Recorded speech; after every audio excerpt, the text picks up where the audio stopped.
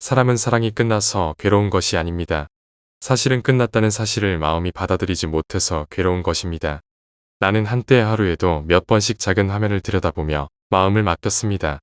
답이 늦으면 불안해졌고 말이 짧으면 내가 덜 중요한 사람이 된 것 같았습니다.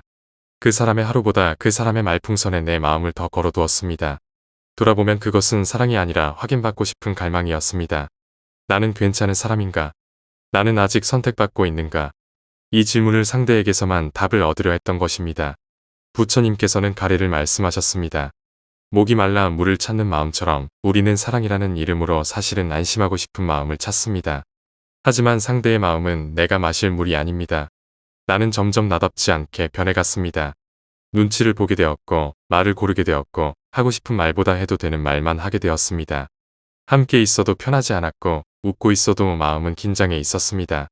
그때 나는 이미 알고 있었습니다. 이 관계는 나를 키우지 않고 나를 닳게 만들고 있다는 것을 하지만 놓지 못했습니다. 사람을 놓는 것이 아니라 기대하던 미래를 놓아야 했기 때문입니다. 우리는 종종 사람을 사랑하는 것이 아니라 그 사람과 함께 있을 때 나의 모습을 사랑합니다. 그래서 사람이 떠나도 그때의 나를 놓지 못해 더 아파합니다. 그 사람은 어느 날 갑자기 변한 것이 아닙니다. 작은 무관심, 잦은 침묵, 줄어든 온도. 이미 수없이 신호는 있었지만 나는 애써 괜찮다고 말했습니다. 그 괜찮다는 말이 가장 나를 괴롭혔습니다. 관계란 서로를 편하게 만드는 것이지 한쪽이 계속 버티는 것이 아닙니다. 내가 애쓰지 않으면 유지되지 않는 인연은 이미 기울어진 배입니다. 어느 순간 깨닫습니다. 내가 잘못한 것이 아니라 맞지 않았다는 것을, 더 노력하면 달라질 문제가 아니라 본래의 결이 다르다는 것을. 그래서 수행자는 이렇게 말합니다. 이 인연은 나를 떠난 것이 아니라 내가 나에게 돌아오게 했다. 아픈 인연은 나를 벌주기 위해 오는 것이 아니라 나를 다시 살게 하기 위해 옵니다. 이별 뒤에 우리가 해야 할 수행은 그 사람을 잊는 것이 아닙니다. 그 사람 앞에서 작아졌던 나를 기억하는 것입니다. 메시지를 기다리며 불안해하던 나, 표정 하나에 하루가 무너지던 나, 거절당할까봐 솔직해지지 못하던 나. 그 모습을 조용히 바라보십시오. 비난하지 말고 미워하지 말고 그저 참 애썼다고 말해주십시오. 그리고 이것만은 꼭 기억하십시오. 그 사람을 만나기 전에도 당신은 잘 살고 있었습니다.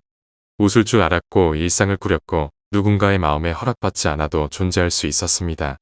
돌아가는 것이 아닙니다. 되찾는 것입니다. 본래의 나를 이제는 하지 말아야 할 것이 있습니다. 확인하지 마십시오. 들여다보지 마십시오. 상대의 삶을 몰래 엿보지 마십시오. 그것은 그 사람을 향한 미련이 아니라 스스로에게 상처를 주는 행위입니다.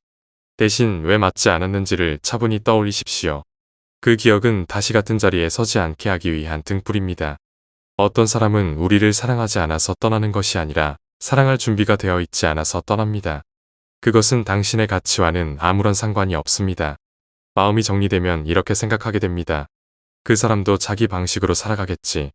그리고 나는 내 방식으로 잘 살아가면 된다. 이때 비로소 마음이 놓입니다. 사랑은 나를 잃는 일이 아니라 나를 더 분명히 하는 일이어야 합니다. 다음 인연은 설명하지 않아도 이해하려 할 것이고 버티지 않아도 함께 머물 것입니다. 그러니 지금 이 시간을 실패라 부르지 마십시오. 이것은 수행이었고 공부였고 마음의 성장이었습니다. 이미 다 써본 마음은 내려놓아도 괜찮습니다.